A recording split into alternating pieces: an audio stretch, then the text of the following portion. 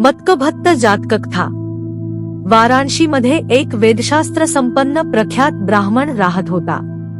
त्याच्याजवळ वेदाध्ययन करण्यासाठी पुष्कळ शिष्य राहत असे।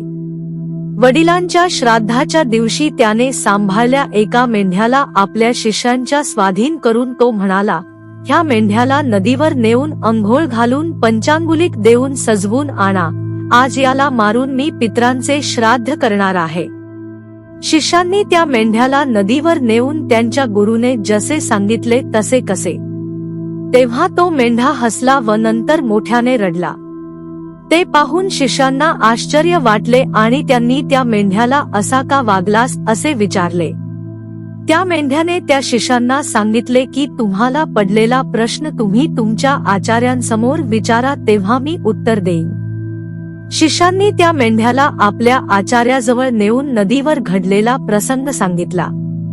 तेव्हा आचार्यांनी मेंढ्याला असे वागण्यामागचे कारण विचारले। मेंढा म्हणाला, भो ब्राह्मण, मी 500 जन्मापूर्वी तुझ्या सारखाच मोठा प्रख्यात ब्राह्मण होतो। त्या जन्मी वडिलांच्या श्राद्धासाठी मी एकदाच काय तो एक मेंढा मारला होता। त्या कर्मामुळे मला 500 खेपा मेंढ्याच्या कुळात जन्म घेऊन शिरच्छेद करून घ्यावा लागला। पण माझी शेवटची पाळी असल्यामुळे मी आज पशुयोनीतून मुक्त होणार आहे। अशा विचाराने मला आनंद झाला व त्यामुळे मी हसलो। पण जेव्हा तुमची आठवण झाली तेव्हा मला खूप वाईट वाटले।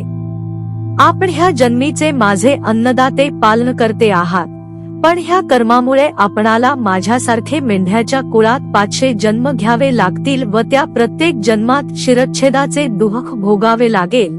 या विचाराने माझे अंतःकरण कळवळले आणि माझा शोक अनावर झाल्यामुळे मला रडू आले। मेंढ्याचे बोलणे ऐकून ब्राह्मणाने त्याला मारण्याचा विचार सोडून दिला आणि मेंढ्याला सांगितले की माझ्या शिष्यांसह त्याचे रक्षण करेन असे सांगितले। मेंढ्याचे रक्षण करण्यासाठी आपल्या शिष्यांसह रक्षणाचा बंदोबस्त केला। मेंढा गावाबाहेर एका खडकाच्या बाजूला वाढलेल्या झुडुपांचा पाला खाऊ लागला। इतक्यात मोठा कडकडाट होऊन त्या शिळेवर वीज पडली व तिचे एक शकल उडून त्याने मेंढ्याची मान धडापासून निराळी केली।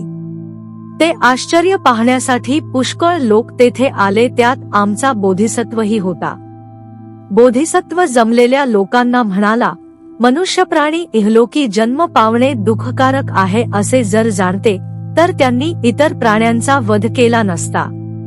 प्राणघातामुळे किती दुःख भोगावे लागते हे ह्या मेंढ्याच्या उदाहरणावरून स्पष्ट होत आहे। बोधिसत्वाचा उपदेश ऐकून ते लोक प्राणघातापासून विरत झाले।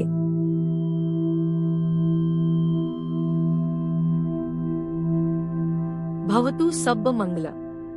साधु साधु साधु।